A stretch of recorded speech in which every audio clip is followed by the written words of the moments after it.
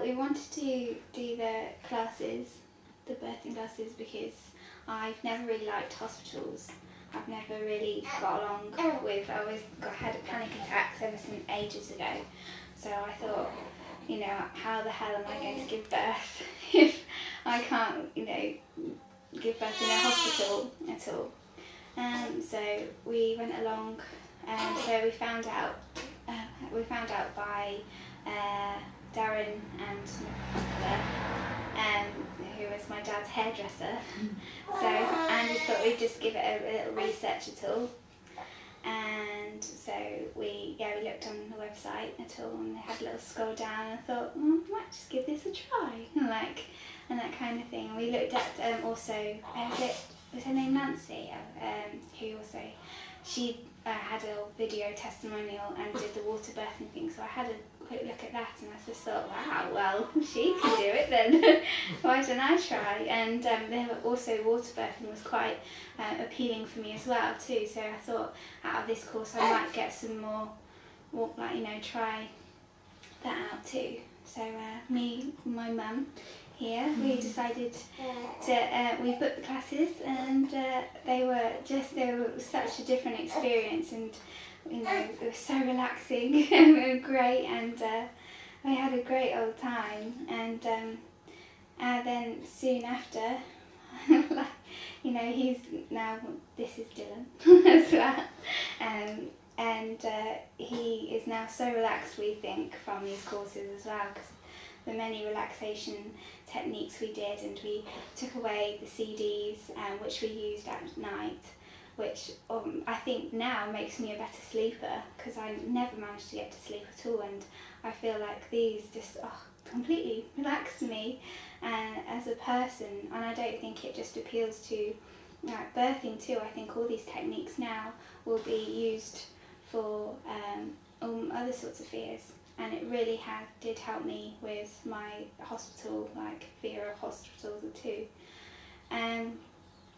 So going to my actual birth, I went into labour, I believe, when I was watching the film Harry Potter, and where I felt a bit uncomfortable, and he is 2 weeks, 19 days early, so I really was ready for another 19 days.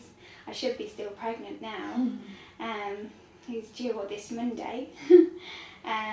So it was a bit bizarre when when my waters broke at 5 in the morning on the Thursday. So in the Wednesday evening, I went to see Harry Potter, and was again, didn't feel myself, but a bit awkward to sit down, and I just wanted to stand up a lot of the time and walk around as well. I didn't feel any sort of surges going along, and I didn't feel in pain or anything like that. I felt just very relaxed, and I was very happy that evening as well. I felt very energetic. And very excited and chatty. Yes. And usually in the evening you were quite tired. And yet you were it was as if you knew there was something going to happen, but nothing had happened. Yeah, definitely. Until the morning when you had, you thought you'd wet the bed at first, yeah. But it turned out it was your waters once we'd checked. Yeah, I had a lot of fluid came out, and it was just very bizarre. I didn't feel any surges then as well, and Mum came downstairs, and she looked also happy, and thought that because she thought I had actually just wet the bed, and she was just like, oh, it's all right, I'll just get a cup of tea, and we sat in bed, and she just it was a bit but I just didn't feel like I couldn't hold if I was wetting the bed, I couldn't hold basically from going, and I just could not stop going out, and it was really bizarre, but we both had a good old conversation. Really. So I was asking Meg that did she feel anything at all? I said, well, we don't need to phone the hospital yet, we want to stay at home as long as possible anyway. Yeah. And I was also concerned that if we went in and they said, oh, your waters are broken, they might say that she got to stay in, and yet she wasn't in. Hadn't started. I wanted to feel ready to come in. Like we said in the classes, when you feel ready to go in, when you feel that's the right point, then you go in. And right then I really didn't fancy trotting along to a hospital at like 5 in the morning if I had to stay there later on.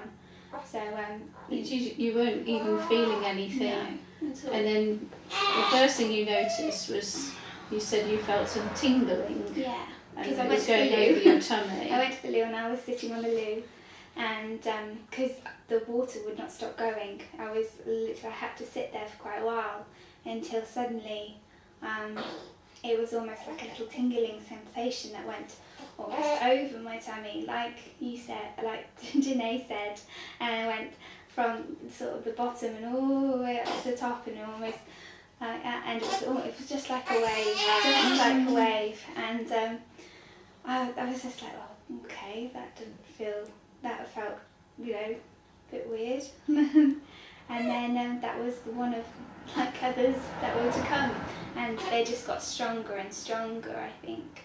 But then that's when we started adapting the techniques and things that we did. Like we put on the CD straight away.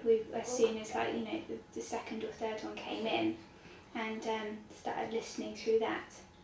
And then Mum said we hadn't packed the hospital bag as well, which was always quite like, so Mum was sort of pottering around me, and every time I had a surge come, timing the surges just to see if they well. were getting any closer together, which they didn't actually. They remained about 5 minutes. 5 minutes apart all the way through. Just the whether they became sort of intenser, I think is only the word you used. Yeah. And you were sort of swinging your hips around, weren't you? Loads. Which is something that we hadn't thought of doing at all. It was just definitely not. Well, seemed very natural. Basically, I sort of tried different. Each surge that came along, I tried out a different way I could sort of get comfortable. And the best when I lied down, I was like, oh God, no! Every time it came over, I had to stand up straight away so I could get comfortable. And then I had my ball as well, my birthing ball, and I was sort of trying to learn like that. But because it was rocking, I wanted something quite strong to hold on to. That's all the way through out my labour. I wanted something, you know, quite strong, to just so I could get a good grip of. And the birthing ball was all over the place, so I couldn't hold on to it too. I really wanted something nicely just firm to hold on to. And so as they came along each time, I was just swaying, and I could feel my head starting to relax in the back too, and I felt more going floppy. And that must be him farting. Anyway, so I got his cot as well, which also I think really, really helped, because all the way through, like my surges, each one I was getting more and more sort of excited, and I couldn't sort of believe it at first. But as they started going on, I was like, oh my God, this is really happening. This is really, really happening. And right at the start, I thought though, I was like, no, I can't be going into labour. I've got like a haircut appointment tomorrow. I've got lunch. I've got a lunch with my friends today. I can't be going in.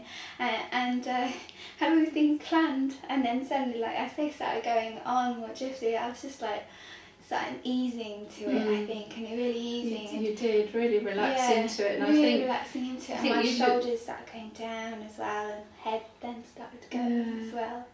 But then when I was looking over the cot, because I was like this, over his cot, and I was looking down, and I could see there's a baby going to be there, and that really was such a positive imagery, because that's what we talked about all the way through, like these birthing classes. How, you know, all positive imagery, and how everything, you know, with him, like things to look forward to, and how we should be so more exciting to let the oxytocin to come in instead of all this adrenaline. And so as I was looking over, I was just swaying, and I just could see him, and inside me it was more like, just tingling sensation, and it wasn't like, you know, a tense sensation. It was more like a relaxed and free sensation. It was lovely. And then Mum gave me the phone, because that was when the hospital